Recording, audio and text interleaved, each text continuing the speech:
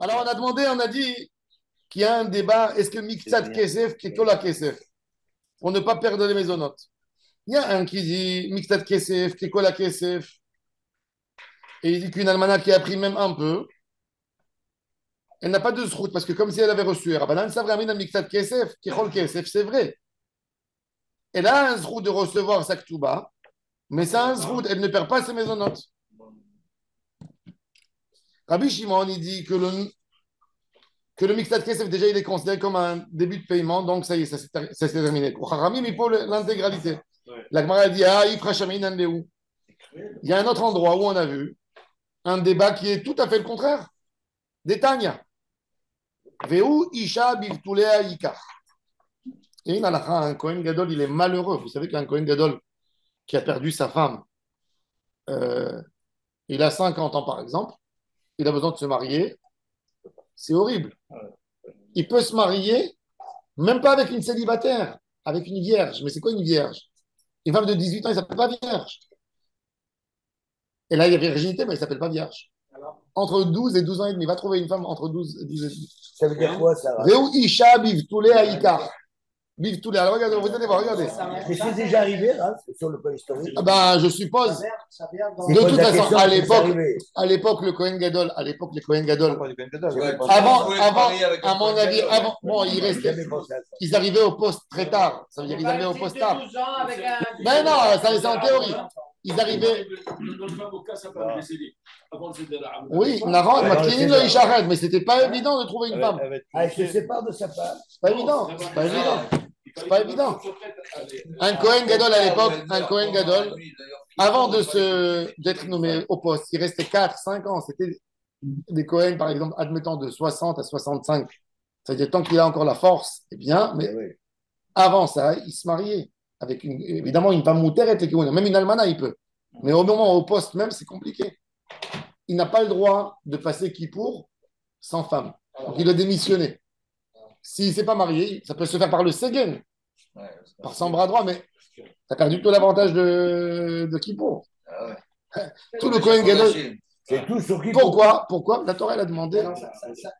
C'est la Avoda et tout ça. Je ne sais pas, je n'ai pas écrit l'histoire là-bas, mais bon, peut-être les Kohanim, ils étaient mariés avant. Au Baït Sheni, il y avait 300 Kohanim Gedolim sur 420 ans, 20 ans du Beth Amikdash. 300 Kohanim qui se sont changés. Enlève Shimon HaTzadik, 80 ans Kohen Gadol, et Yohanan Kohen Gadol, enlève plusieurs. Il faisait un an. Il mettait une corde pour les tirer du. J'entendais la cloche. Mais mais en tous les cas, dans l'idée, c'est un problème. Ils achetaient la C'était charge. c'était un poste de cabane. Bah non, c'est pas cabane. En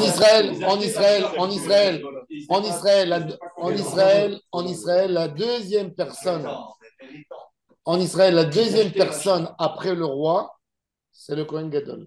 Troisième personne d'importance. Avant le Navi. Non, le Navi, c'est un prophète.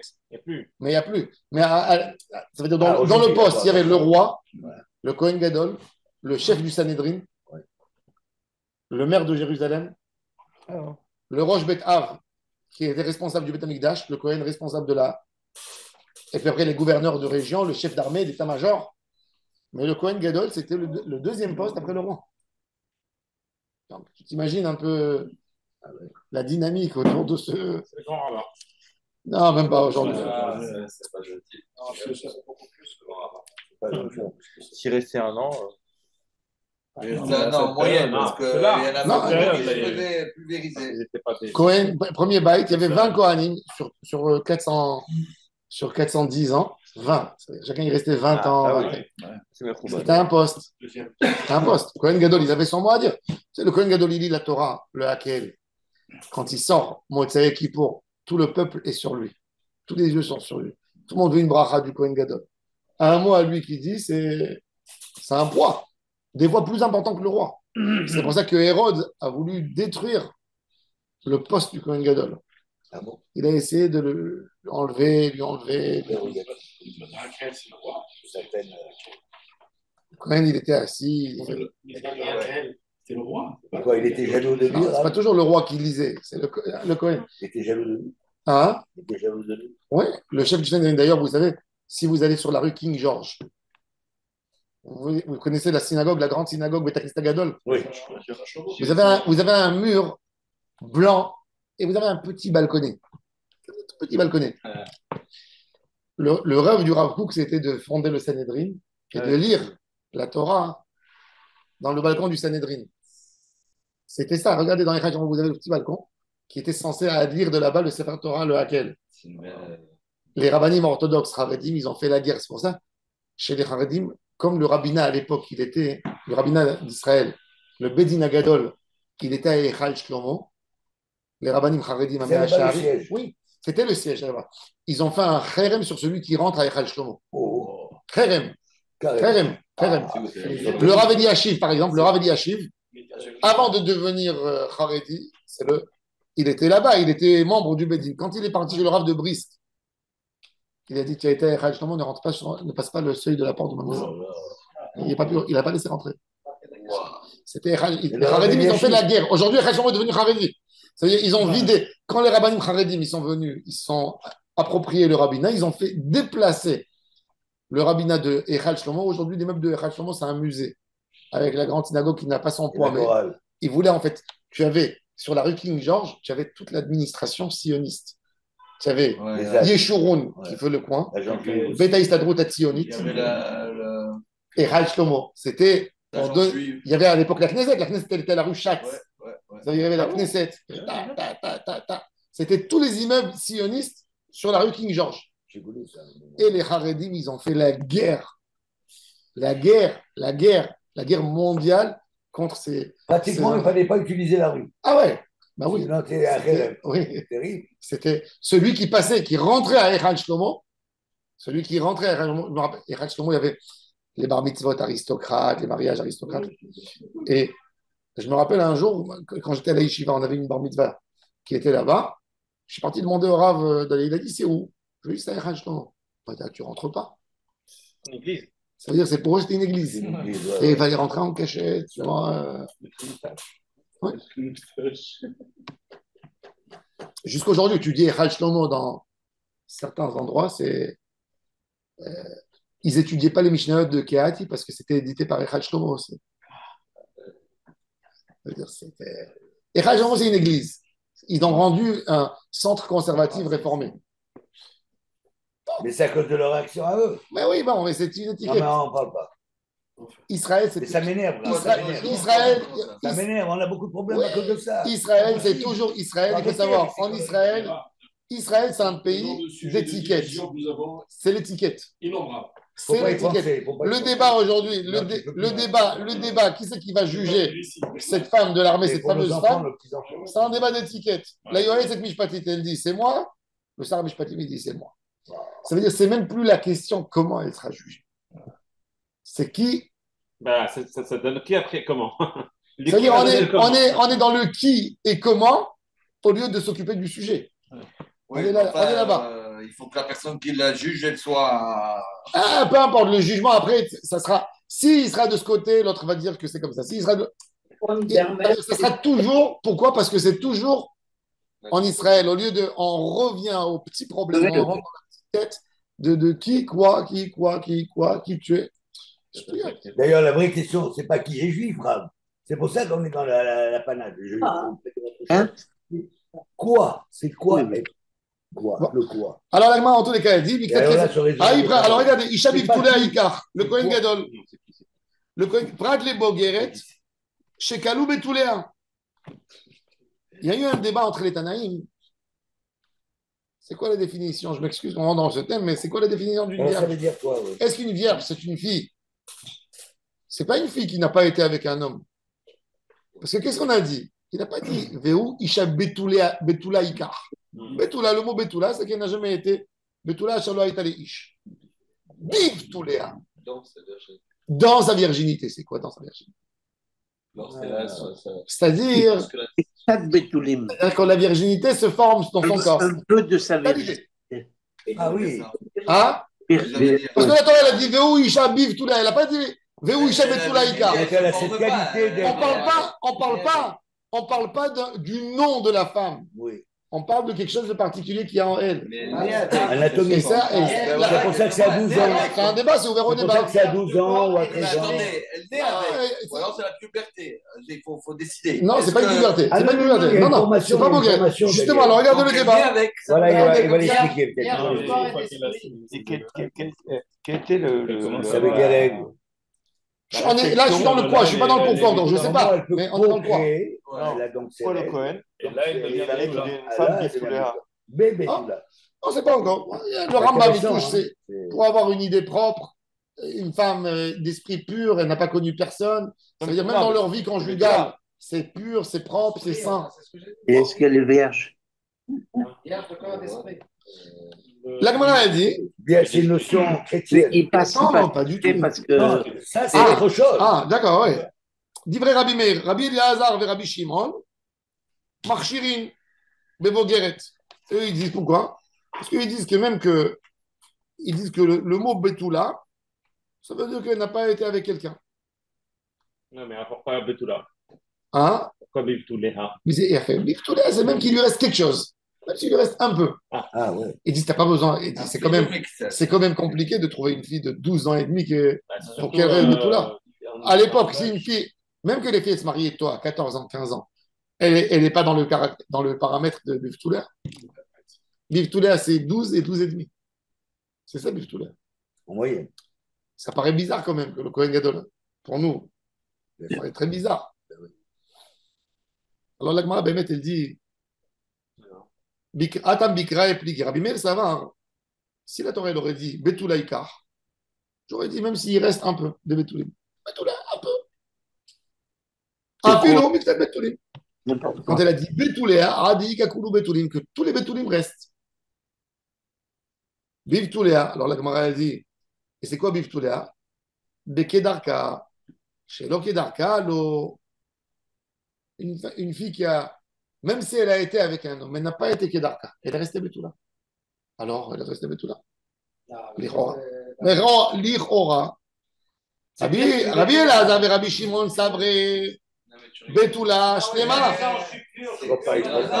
Non, laissez maintenant la notion, attachez-vous au mot. Malheureusement. Attendez, on va voir, on va essayer de comprendre. Rabbi Elazar et Rabbi Shimon Savré, Betula, Shlema, Mashma. Betulea, Afilu, Miktsat. Miktsat Betulim. Biv Tulea, שיהיו כל בתולי הקיימים, בין כדרכה, בין שלא כדרכה.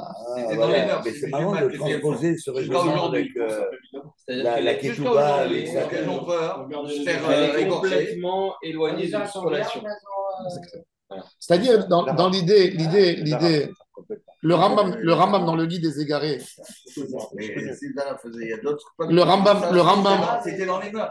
le Rambam dans le guide des égarés, il y a quelqu'un qui lui a posé la question.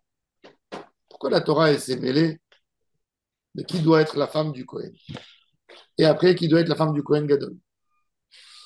Il dit que plus l'homme il devient important, il ne faut pas que les gens parlent un mot. Imagine-toi, tu as un homme très important et on vient, on te raconte, tu sais, sa femme, elle était avec un tel avant, elle était avec un tel. Alors, on veut que ça veut dire la Torah, elle a voulu faire du Kohen Gadol comme un roi.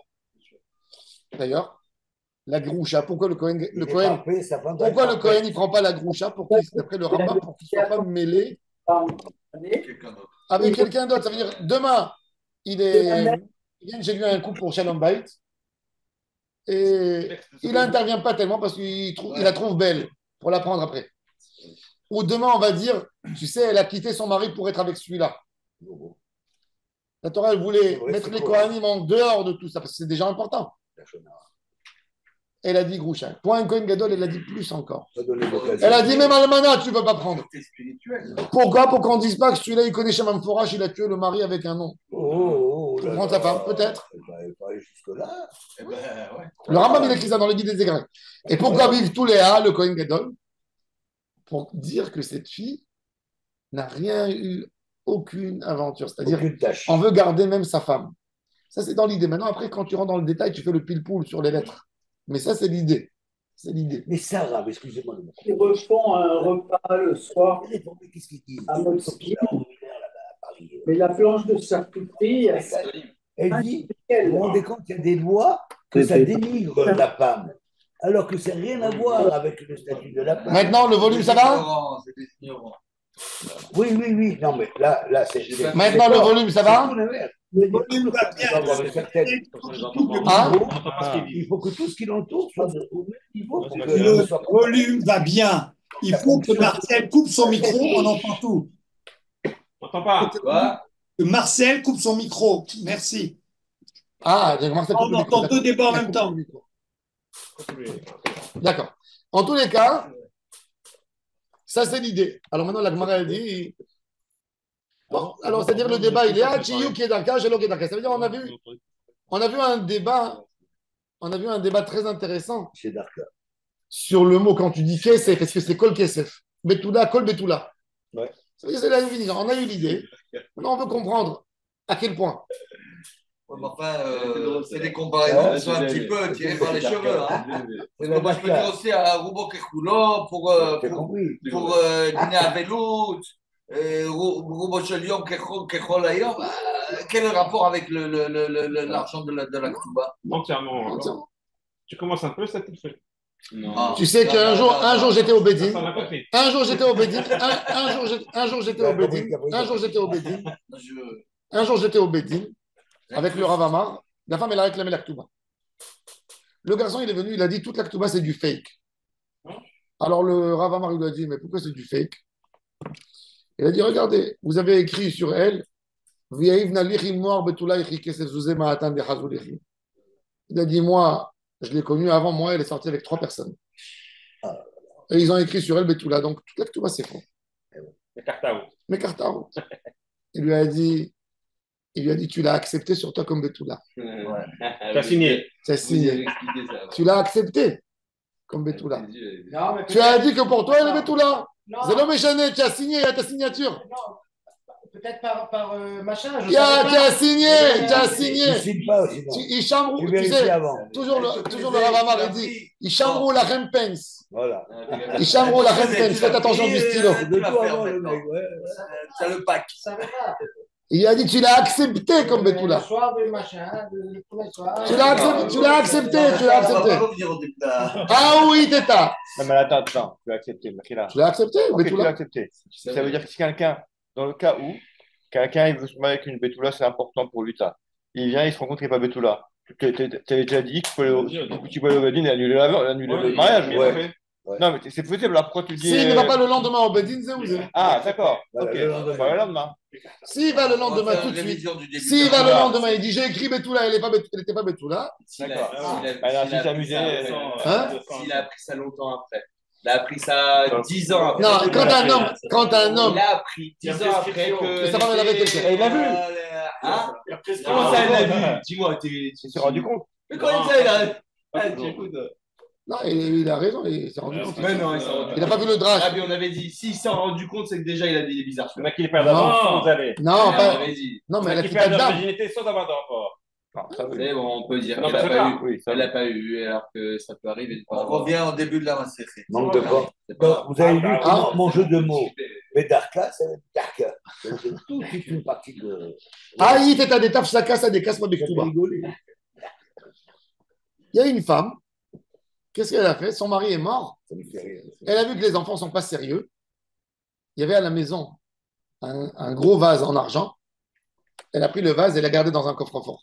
Elle a dit au moins, que ce soit une partie de Maktouba. Parce que ces enfants, c'est des rafrites. Je ne sais pas ce qu'ils vont faire après. Bon, elle l'a gardé. Elle n'a pas enterré dans le jardin. Maintenant, elle vient demander des maisonnotes. Elle vient demander quand même pour manger pour elle et ses enfants. Elle vient demander des maisonnotes aux enfants. Elle va au Bédine. Ataï le kamé des rabats. Amar le ouleyat, mais il ou avou la maisonnote. Donnez-lui à manger. L'aide des hash les adi ribi shimon de amar lo amrinan miktat kesef kekol kesef. Ils lui ont dit, il a dit ne faites pas cas à Rabbi Shimon qui a dit que si elle a commencé à prendre quelque chose, elle perd ses droits de maisonnote. Elle a pris d'abord pour garder, pour être assurée qu'il y a quelque chose pour ses enfants. Donnez-lui. Je ne fais pas la halakha comme Rabbi Shimon. Comme ça, il a dit Rava. Bon. Shalachle, Rababre de Rav Yosef. Alors bon, Shalachle Rababre de Rava et Rav Yosef. Shelo Bevedin. Et il a été accepté, en fait. La halakha n'est pas comme Rabbi Shimon. Rava, le fils de Rava, il envoie Rav Yosef. Dis-moi, mon frère est Shelo Bevedin. Sera chez vous ou il sera chez vous? Rien, nous, on sait. Il y a une halakha très intéressante. En almana gova min yetomim. Et là, bijouin. La Ktuba, une femme qui vient réclamer sa Ktuba. Elle vient 2 ans après la mort de son mari, du défunt. Elle dit aux enfants, Ktuba. Les enfants, ils disent pas de problème. Jure que tu n'as pas volé des bijoux pendant les Shivas. Jure que tu n'as pas volé quand papa était malade. Hier, j'ai eu une histoire, une femme de Ranana qui m'appelle. Il y a un médecin qui vient faire des séances de massage et tout ça. Et il y a sa mère qui habite chez elle. 2 ans, il faisait chez eux, toutes les semaines.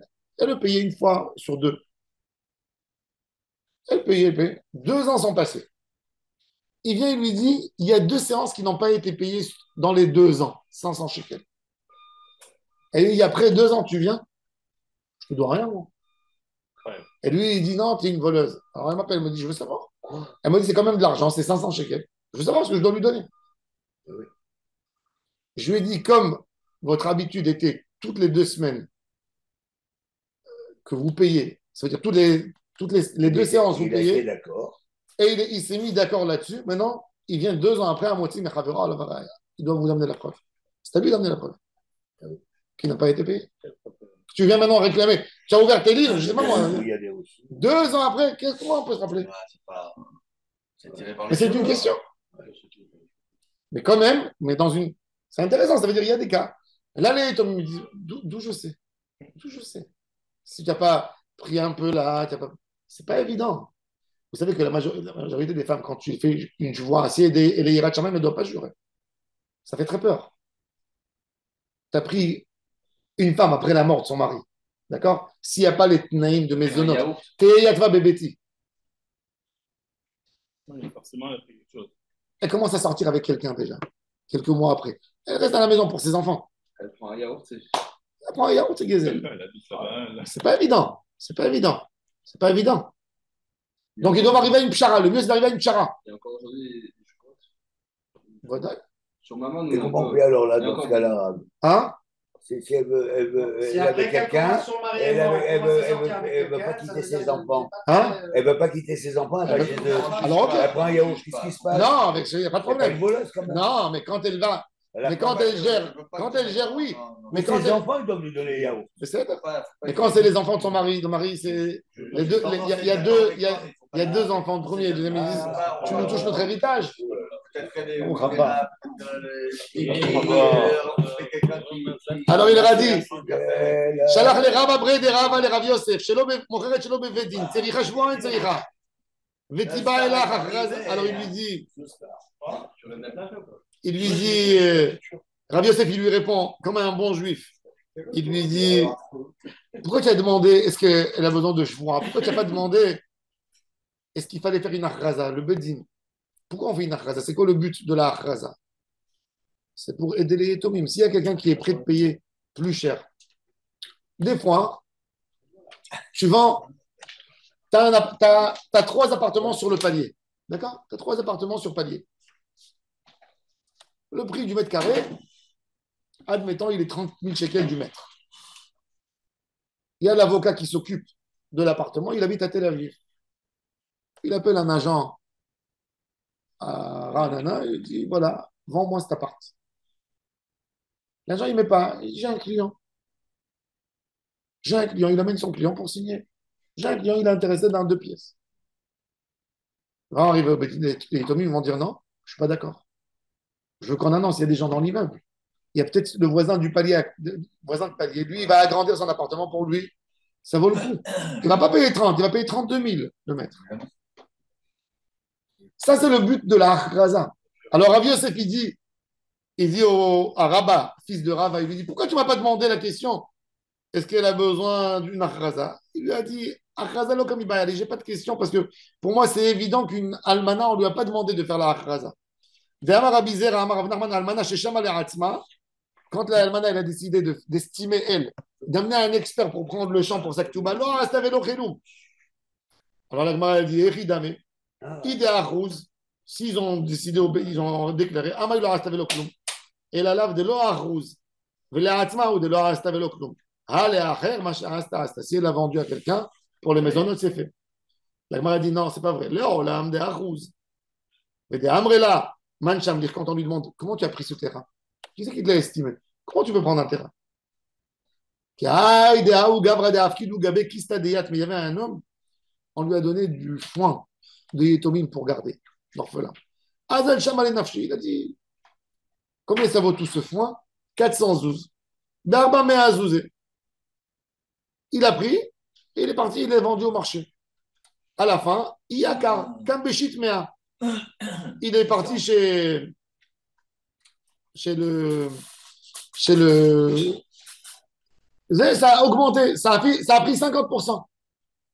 Il est venu chez lui, Atal et Kamé des Rabbi Ami. Les enfants, les Yotomim, ils l'ont amené chez Rabbi Ami. Ils lui ont dit, il s'est vendu le foin à 400, il vaut 600. Rabbi Ami, il a appelé tout de suite, il lui a dit, qui c'est qui l'a estimé à 400? Il a dit, moi, je suis parti, j'ai vu le prix du marché. Je suis un homme honnête. Je leur ai donné ce que ça coûtait au marché. Tu n'as pas le droit de te faire ta justice. Monsieur, tu vas payer maintenant, tu vas payer 600. Et il reta, c'est Rachevoa, alors la question, elle vient de Khazara. Est-ce que cette pauvre femme, pour les maisonnotes, elle a besoin d'une achraza? Non. Pour les maisonnotes, il n'y a pas besoin. Par contre, pour la chevoa, oui. Ah, pardon. Elle va jurer après. Oui. Elle va jurer qu'elle n'a pas fait un coup avec quelqu'un. Elle n'a pas collaboré. Pas comme Pour la Ketouba, vous voulez. Non, maisonnotes. Même pour les maisonnotes. Sera chevoa, qu'elle a bien fait, qu'elle n'a jamais volé, qu'elle n'a pas pris. C'est des grosses sommes d'argent. Et si elle veut vendre, elle fait chevois. Si elle veut vendre pour sa Ketouba, elle a besoin d'une chouma du Beddin. Mais pour les maisonnotes, il n'y a pas besoin d'une achraza. Par contre, elle aura toujours besoin d'une chevoa à la fin, quand elle finit les derniers comptes, avant de toucher sa Ketouba, qu'elle n'est pas partie ailleurs. Qu'est-ce que ça veut dire chez vous? Serment. Sur quoi? Serment qu'elle n'a pas volé, qu'elle n'a pas vendu, qu'elle n'a pas fait un coup. Ah, c'est un engagement. Oui, qu'elle n'a pas voulu faire qu'elle a regardé les intérêts. Mais pas au nom d'Hachem. Au nom d'Hachem. Au nom d'Hachem.